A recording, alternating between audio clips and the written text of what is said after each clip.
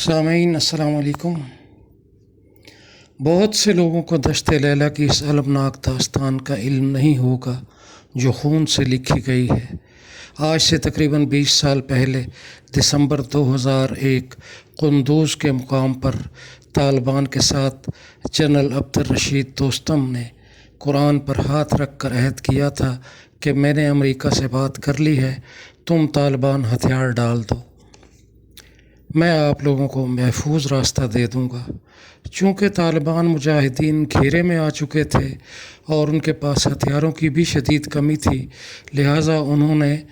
یہ فیصلہ کیا کہ اپنی قوت بچا کر کہیں اور دوسرے مقام پر ان سے مقابلہ کرنا چاہیے، کیونکہ ادھر تو صرف ہمارا ہی نقصان زیادہ ہوگا۔ اس صورتحال کے پیش نظر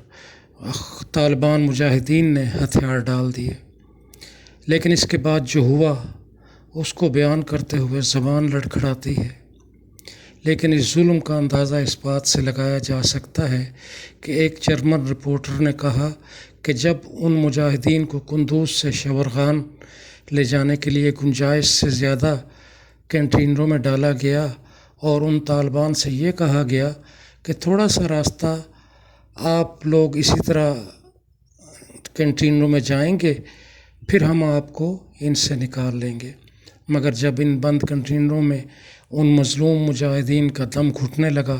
تو انہوں نے کنٹینروں کو زور زور سے پیٹنا شروع کر دیا،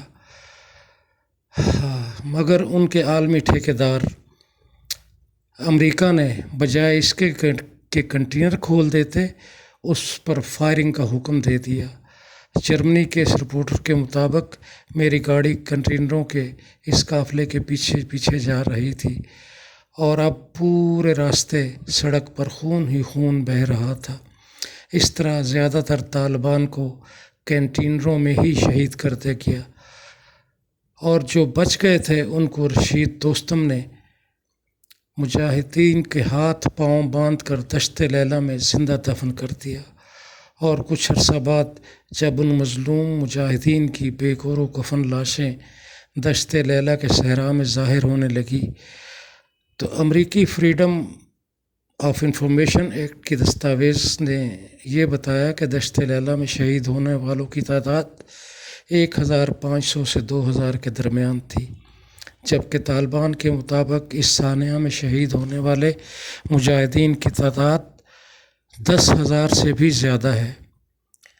دشت لیلہ کے اس وسیع صحرا میں ہر لاش اپنی داستان غم سنا رہی تھی۔ ان کے سر کے رومال، ٹوپیاں اور تسبیحاں، ان مظلوم شہدا کی لاشیں مجاہدین سے یہ فریاد کر رہی تھی کہ ہم اپنا عہد نبھا چلے ہیں، تم عہد اپنا بھلا نہ دینا۔ آج افغانستان میں ان فتوحات میں موجودہ مجاہدین کا لہو اور اس سے پہلے دشت لیلہ، قلعہ جنگی،